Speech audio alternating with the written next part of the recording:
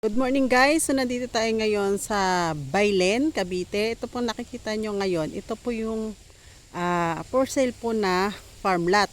So ngayon iikot ko kayo dun sa property na available pa. So ito po siya, ito may available pa tayo dito. Malapit po ito sa Barangay Road, ayun lang yung Barangay Road oh. Yan. 3 to 4 per square meter dito. Hanggang 3 years to pay po siya. Ito. Simula po dito sa muhon na to. Yan, sa muhon na to. Ito. Yan, available pa yan hanggang doon. Yan. Yan. Malamig po yung location, mahangin, yan, maaliwalas. Ang maganda rito, malapit po siya sa Alfonso. So, ayan po yung kalsada papuntang Alfonso, Tagaytay.